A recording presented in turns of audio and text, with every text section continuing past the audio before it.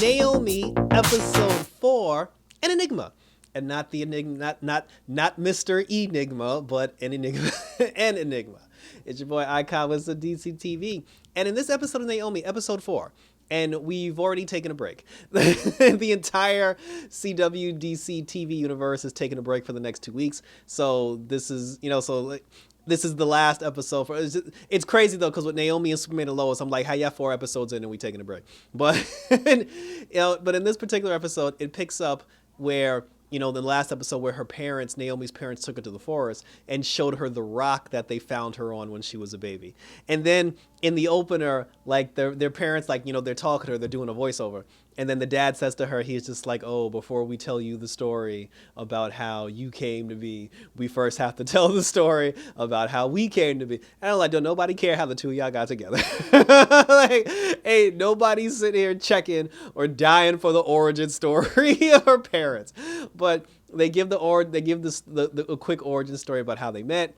And then I guess they were off hiking or on a date or whatever. And then they bumped into the baby. They found the baby laying on the rock, and then they took her in. And then, that's how the whole thing happened. So naturally, it takes place up to current times now, where Naomi's just like, wait, you knew I was an alien this whole time. You knew I was from a different planet. How come you didn't say anything? And then she's all upset. She's cursing them out. Her parents are apologizing. They're just like, oh, actually, her dad legitimately said, he said that we were planning on telling you, but then because since you basically became our daughter and you were a part of our family, we kind of just went with it. Then after a while, we just basically just forgot. He just like, we didn't see the point in telling you anymore because like we were all happy. So it was like, what was the point? And then I guess, and obviously at the time, it's not like they knew that she was going to have superpowers. So I understand why they wouldn't say anything in that aspect as well. Her her mom started crying, and then she was just like, oh, please forgive us. We're sorry we lied to you. And she basically got over it. And I thought we were going to spend more time talking about the storyline between the parents and her lying. And I thought there was going to be something deeper to that. But nope, apparently it wasn't, because the very next day she forgave her parents for lying. Everything was all hunky-dory. And she went to school the next day and started running for class president. And we just moved on from that storyline. And I was just like, huh. So she ends up running for class president because apparently the rest of the students are upset that they no longer get candy bars in the vending machine. And Naomi was chosen as the person who's supposed to champion the rights of the students. And she's supposed to run for president to stop the candy machine from being turned into a beacon of health, food, and nutrition.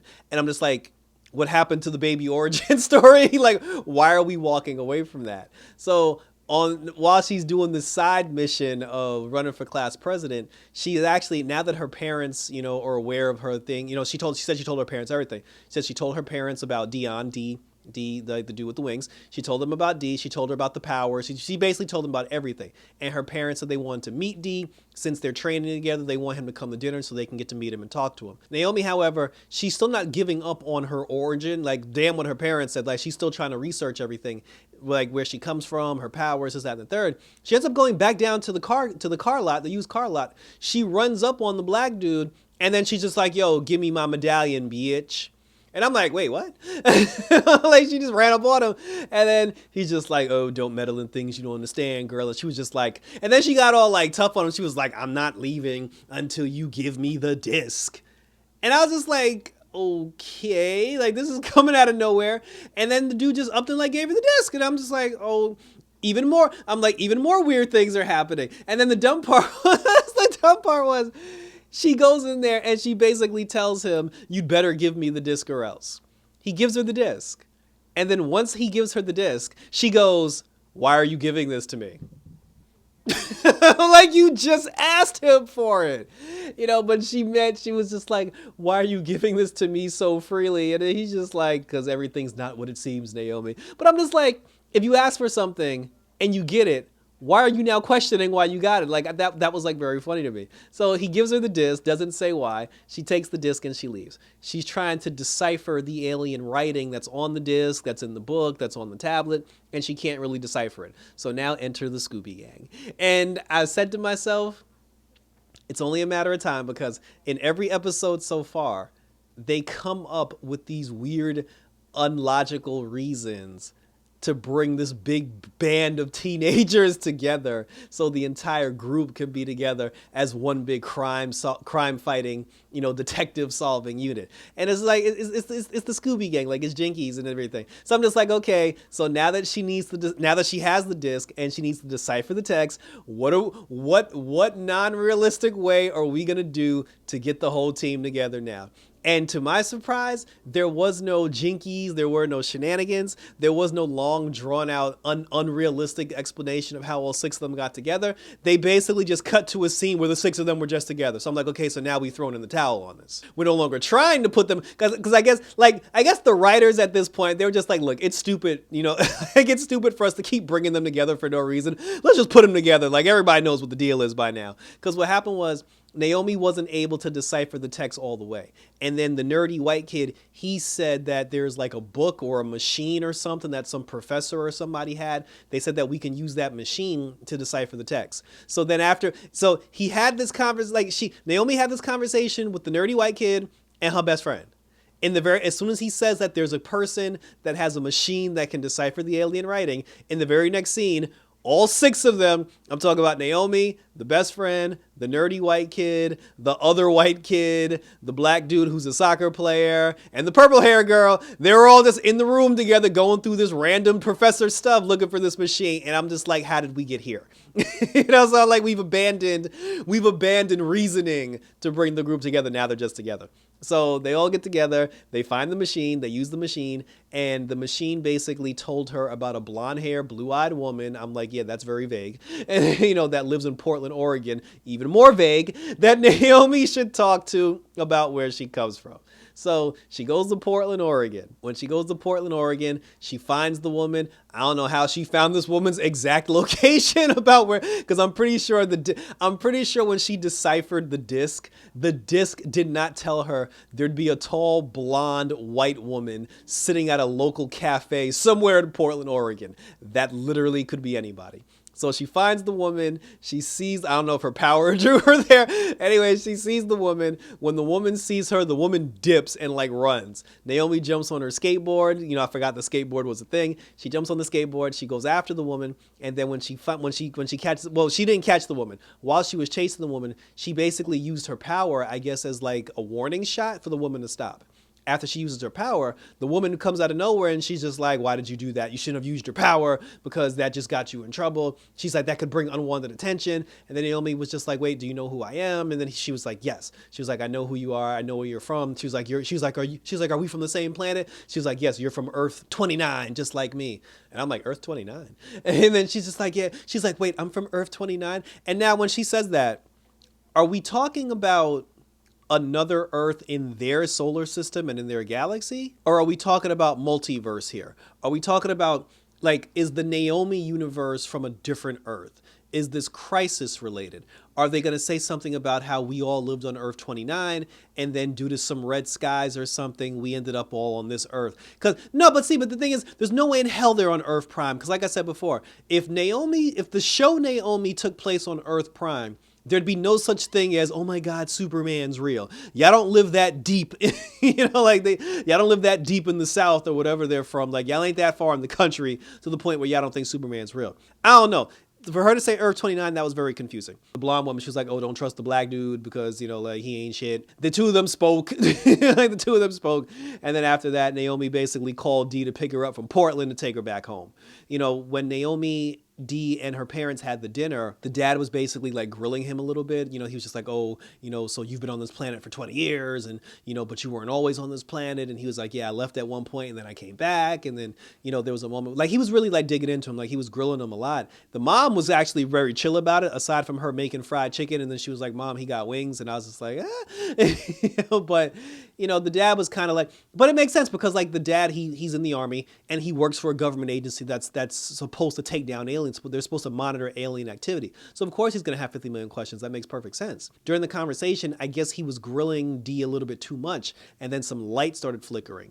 earlier when Naomi was trying to decipher what was on the disc, she caused a blackout. And then Dee said to her later, he was like, I saw that you were the reason why the light started flickering during dinner. He was just like, like you're also the one that caused the blackout.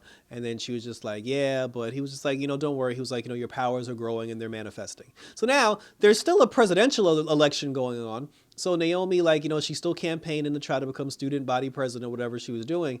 And then, she had a conversation with the black dude. The two of them talked a little bit. They gazed into each other's eyes and had a little moment. She was talking to her friend. And then she told her friend, she was just like, listen, why don't you go hang out with the rest of the crew? I got something I got to do real quick. I'll be right back. When she goes to her locker, this random guy came out of nowhere because we saw him earlier. He went to the black guy's car garage. What he's doing is he's a bounty hunter. He's an alien bounty hunter, and he's tracking Naomi.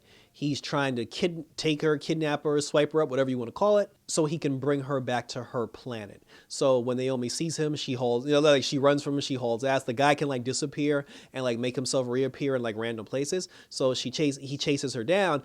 She runs out on the football field, chases her on the football field. And then when she turns up on the football field, Dee shows up to fight the bounty hunter. The two of them get into a fight. Dee beats up the bounty hunter. The bounty hunter disappears. And then Naomi starts crying. And then her mascara is running. And then Dee talks to her and he's just like, hey, it's okay. We got that, I got him out of here.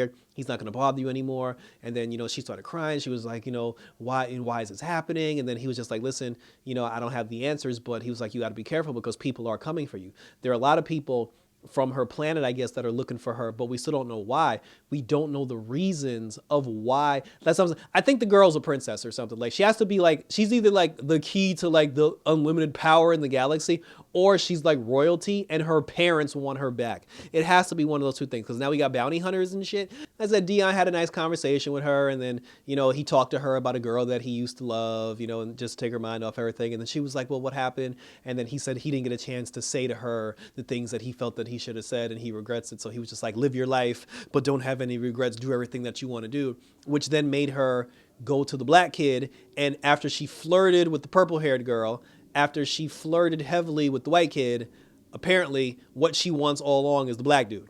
And that was extremely confusing, but this is teenage love. So I guess that's the wheelhouse that we're in. That's the standard bearer, that nothing is supposed to make sense from a logical romantic standpoint. Like it says, but the two of them talked, and then they did a montage of their interactions for the last 4 episodes, and then the two of them kissed, and that's how the episode ended. And that was a weird place to end the episode. And I feel like out of the 6 members of the Scooby Gang, one of them is an alien. I don't know if it's the black kid. I don't know if it's the white. It's not any of the girls, because obviously her best friend's not an alien, because that would have got it brought up a long time ago. The purple-haired girl is not an alien because since she's portrayed as being the different one, because she has the purple hair and the weird clothes and she's in the comic books, they're setting it up to make you think she's an alien, but that's way too obvious based on how she looks. It's always it's the least likely person to be an alien who's an alien. And because she kind of had a crush on the white kid, then it's like, well, maybe it's the white kid because, she likes him or whatever. No, it's probably the black dude. The black dude, and then it's the other kid, he's super smart, it's the black dude, because the black dude, the black dude's he's an alien. I don't know what type of alien it is, but he's gonna be an alien. So that was pretty much it. And like I said, thank you for tuning in. So like I said, the episode ended very weird. It wasn't a cliffhanger. Nothing happened. All we know now that someone is sending bounty hunters to collect Naomi, and she's gonna fight them off until we find out who's really behind all this and who paid these bounty hunters. So again, we're getting a break. Naomi's taking a break, but then when we come back from the break, I saw in the coming attractions, she's basically still trying to find out who she is and where she come from. So at least that search will continue, and she'll get herself into more hijinks and more antics along with her and the rest of the gang. Like I said, so hit me up on Twitter, hit me up on Instagram, share your thoughts on YouTube about what do you think of Naomi so far, because we're 4 episodes in. If you haven't made up your mind about whether or not you like the show now, that's a problem. Because we're 4 episodes in, and we're already taking a nice CW break. Like I said, I do like the show. And here's how you can tell I actually am enjoying the show. It wasn't until she fought the bounty hunter in this episode, I realized there's really no action on the show. And I love everything action related, and I'm still enjoying the show despite the fact that nothing action related is really happening. I mean, there are a lot of aspects of the show where I'm kind of just like, but overall, like I said, I'm enjoying it, and I definitely want to see this big reveal about her life, who she is, and where she comes from. So like I said, so hit the notification bell, subscribe to my channel if you haven't already, because we got Batwoman coming up, you know, we got Legends of Tomorrow coming up, and we still got Peacemaker. We're also doing Superman and Lois, and we'll be reviewing everything once again when we come back on the 22nd and the 23rd of February. So thanks for tuning in, guys. So until next time, for some more Naomi action, take care, look out for them clues, and until next time, until 2 weeks from now, I'm out this bitch.